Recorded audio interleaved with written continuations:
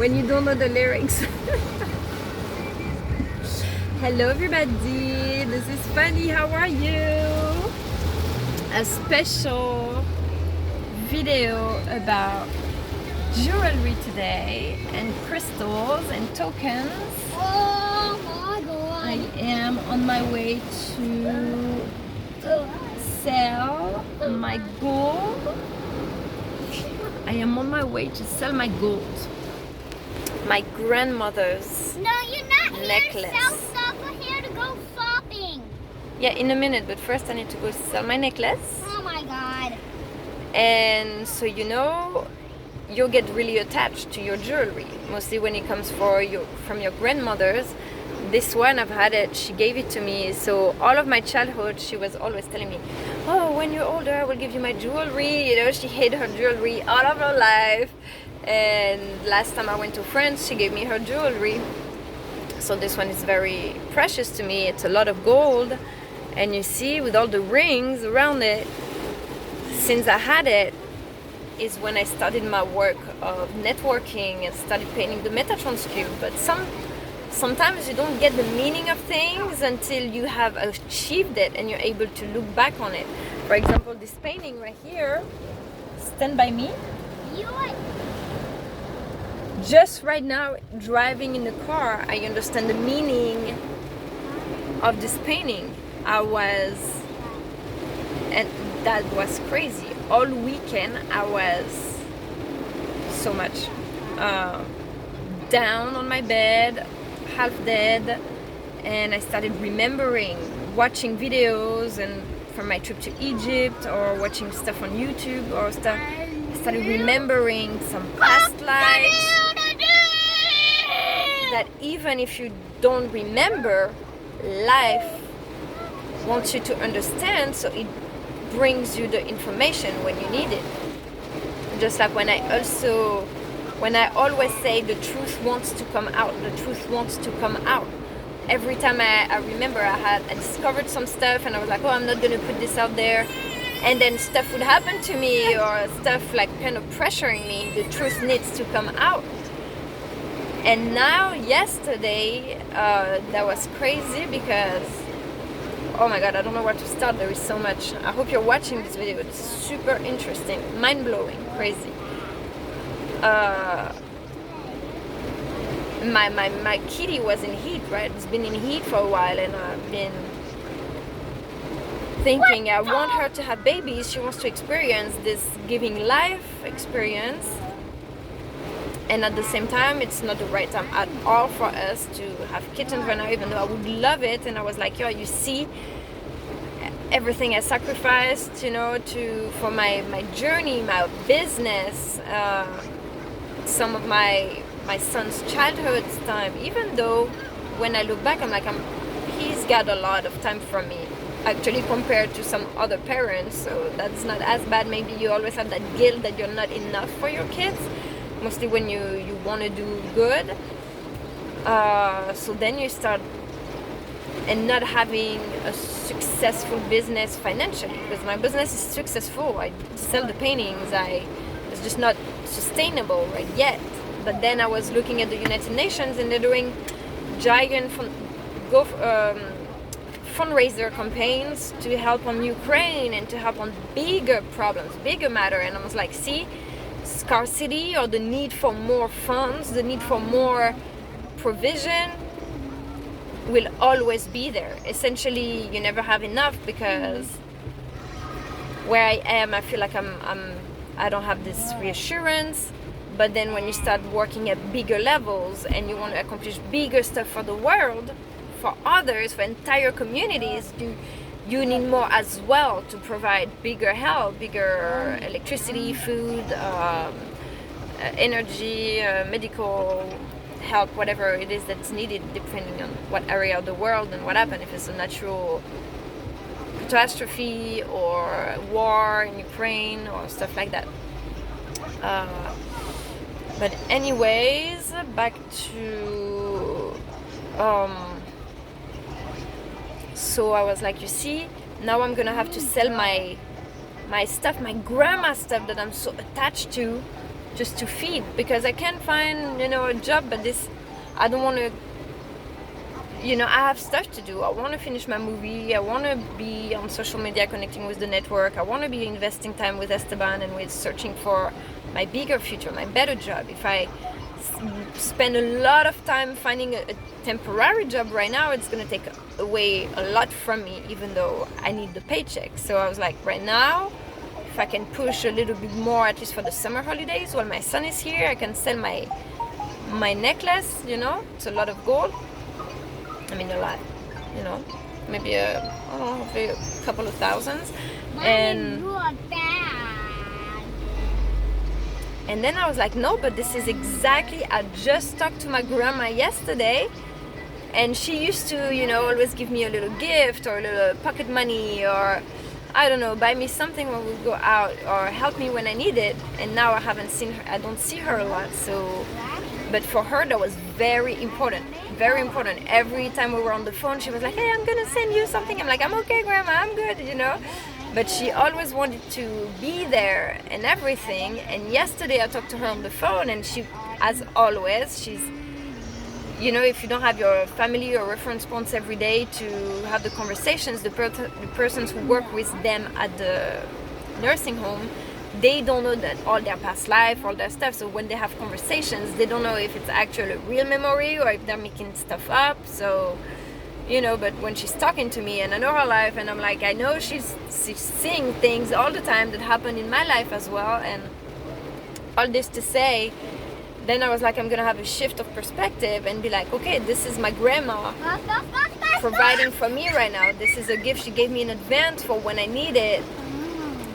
This is going to be providing for me. And at the same time, after I switched my mindset like that, it's like, and also I'm cut. And so then I decided to wear the necklace. I was like, well, I'm going to wear it one last time before I go to the store. And I started having this huge, and then I forget something at the house. And I come back and I see this painting that looks surprisingly, with the ring in the middle and the chain and the triple moon, looks like the necklace. So I was like, oh, I'm going to take the painting and I'm going to try to sell. When I go sell them the gold, I'm going to try to sell them the painting as well for their shop, or they can make a set or whatever. Essentially, I'm becoming a jewelry dealer, right? Or a painting dealer when I paint at the market or I sell like that. It doesn't have to be online. I can sell it. People want jewelry, they can, if I can go and partner with jewelry, it's even better. So I take the painting in my hand and I'm in my living room with my painting in my hand and the necklace, and I feel this huge, transgenerational memories from lineage of women and family stories, the challenges, the good times, the mother, the grandmothers, the ancestors, whatever. And I feel all this transferring into the painting, oh, you're letting go of this, and it's transferring, connecting to the painting when I had it in my hand. And I was just like, that was crazy. That was really intense. So I'll see if maybe they're gonna tell me, no, we're not gonna buy the paintings. If they buy the paintings, cool. It's more, for us. But at the same time, then if they're like, no, we're gonna take the gold but not the painting, I know that it's, a rule of law that there is still a part of it that's staying with me. I was saying this morning, when you're starting a new life with the thunder, look, all the elements are, you see that there is the elements opening, the sky opening right now, because I'm breaking a transgenerational luggage, right? And the tablets of emerald, they talk about detachment, that you have to come in a state of detachment, because every time you start, if you're carrying all the luggage for your grandmothers and stuff like that, then you repeat their stories, you repeat their cycles. Once you become aware of it, right, you decide to write a new page. And just like when you remember just like when you remember your past lives memories, and you realize how you've been repeating some stories, repeating some cycles, and that nothing is coincidental. You get to rewrite who you want to be. Otherwise, I was a scribe in another life, and now I'm an artist, and now I'm ready for a next step. They were saying that the scribes would learn for 3 years. Oops, sorry guys. For 4 to 5 years in the schools, and then they would be offered political status, or governance, or architects, or doctors, healers. See how everything's connected? You would think doctors and politics, but yes, it's the polymath, right? The polyculture that Joseph Campbell, Robert Grant, all the people who are at levels where you have to kind of make a mediation or correlation or a network or partnership, coordination between fields. You have to know a lot about all kind of knowledge: engineering, economics, arts, culture, history, all this stuff. And so this morning I was making a post about that, and I was saying, when you start over, so if I have had been a scribe for 10,000, 36,000 years, it's normal that now I came and I started doing mandalas, and I haven't studied art in this life, but the skill, I already have it. This is why sometimes you have babies that start playing piano at 6 months. They already know stuff. You're like, how is that possible? Because they've practiced before, and this is how we realize the proof of the continuation of the soul, and how we eventually you learn again to remember, or to learn new stuff, or to go further. But this, what I'm doing today, is really breaking the cycle and leaving behind the whole thing to keep only the essence, the extract of what I want to manifest in this life. All this, when you die, it doesn't come with you. The soul, the memories, all this stays, but the memories and stuff stay with you. They're part of your soul. There is an alchemy, it merges. And also, having all this, like I said, is when I built my network, it came in the subtle, and now I feel like letting go of the symbol of it, the how do you call it, the representation of it, whatever, to have it manifest in a new form. So make it reality now, and manifest in a new form in our life. That, see what I mean? The goal is a super high conductor. So this is how I attracted the network and connected everybody, and we all connected to this higher frequency now. With the social media, we were all able to do that, share our knowledge or specialties, and then see how to harmonize all this. And now, like, you elevate to see, to have this overview, and now you want to actually manifest it in your everyday, like everybody's doing, right? If you're a social media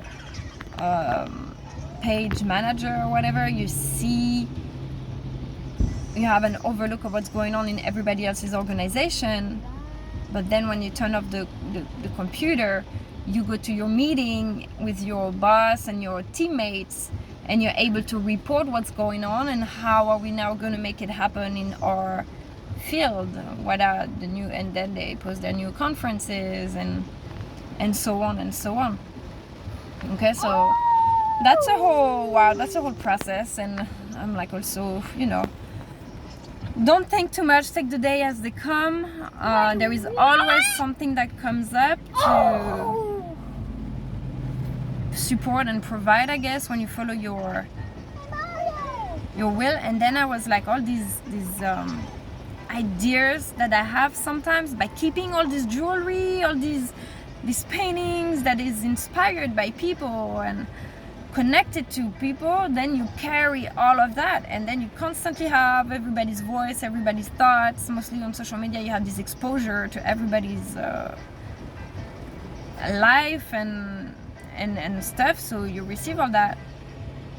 And I was like, I don't even know when I'm lost and I don't know where to go. Maybe it's because I have too much of these past life memories, right? Or these empathy, empath feelings, whatever. You get the point. But that was necessary as well. You see, when it's too hot, the sky opens up, and then it clears up. So when you get to remember a past life memory, no wonder why all weekend I was completely down. Not to find excuses, but sometimes I feel horrible, and I'm like, see, I have a brain freeze. I'm on my bed, I can't move, I have a brain freeze. I'm like this, it's impossible to think, it's impossible to... Why?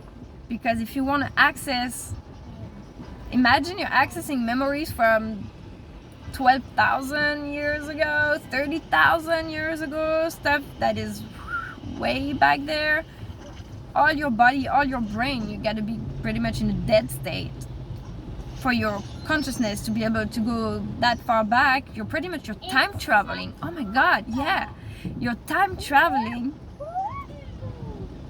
So your body physically is impossible, like You're impossible. Like the walk-ins, right? Like shape-shifting, or your consciousness, your astral traveling. You're not moving in your body, going back there. Then you come back to you're able to function, but the basic, the minimal stuff. You're feeding yourself. You're, at home or whatever. Or you're driving, but to take big decisions or do something really high quality or whatever, you're in a lower frequency, really the body, lower frequencies of survival, sleeping a lot, all this stuff. But then you get your soul at this moment is doing an extraordinary journey and breakthrough. And this is why most often when you see the ups and downs like that, and I come back, I have this huge breakdown and moment of low, angry vibrations and stuff, and then I come back the day after with something incredible, just explain like the theories, the mysteries of space-time, the universe and stuff. Just for that, because then your consciousness comes back, you're full again, you've cleansed stuff that you become aware of or become conscious of it, so you can continue it and rewrite or write your story or manifest it. With my student the other day, we were saying finding the balance between being realistic and speaking into existence what you want the reality to be. This is why you have people like Billy Carson. He's like, oh, I'm creating the billionaire club. Yeah, because we're becoming billionaire. He's not a billionaire, but he's like speaking into existence, creating the billionaire club. So it's already there. Just the same way I create my website, or when I make a painting, it's like things that are real, and also how you envision them. And of course it's always in constant evolution, but by you're being guided, right? By you don't know what you don't know, you don't know what's around the corner, so you gotta take it step by step. So wow, anyways, what did you think? Was it interesting? So I'm selling this jewelry from Peru, got all kind of stuff and artifacts and papyrus. I've done my journey with them. Now, like I said, I'm so ready, and when I'm in this dead state, also it makes me detach, because I'm like, you see, when I'm gone, or if I have to leave America, I'm going, hey, calm down, baby. If I have to leave America, for example, I'm like, I'm gonna leave everything behind. I will be, all this stuff that I built to try to create something here, if I die or ever have to leave, this is nothing. I gotta get rid of it. And then I was like, well, I might as well to use it while I'm here, and adjust with the circumstances as well. So yeah, detachment, even though attachment is also beautiful. This is what connects us. When you meet, when you come back from different past time, I feel like we're really lucky right now. We are all reincarnated and able to find each other so quickly through the social media and the TVs and stuff like that.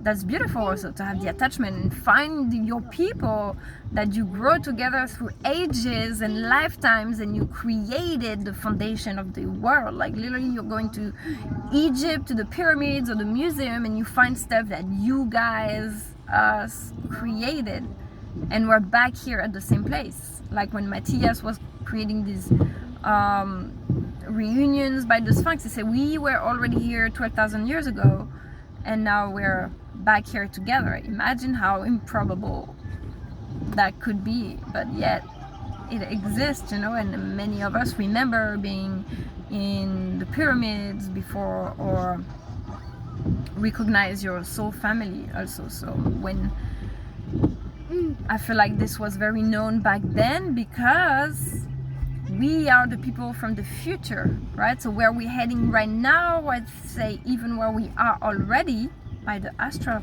travel, the next step is to time travel with the bodies, which I believe stargates and time portal is just a matter of time.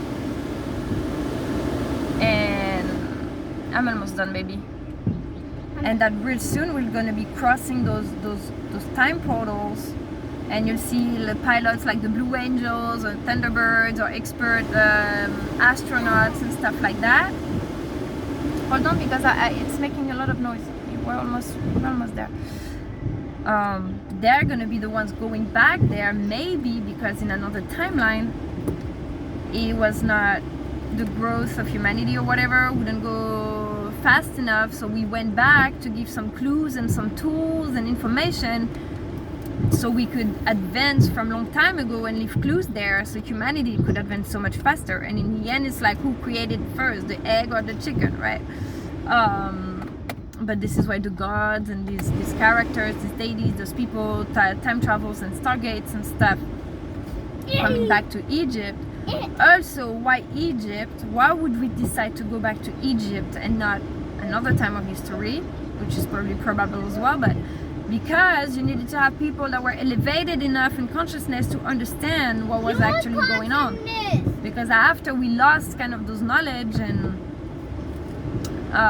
there was more repression about religions and stuff, I would say in the mid-centuries, right? The 15th, 16th, 17th century, when there was monarchies and stuff like that, and the Catholicism, the wars of religions, 13th century.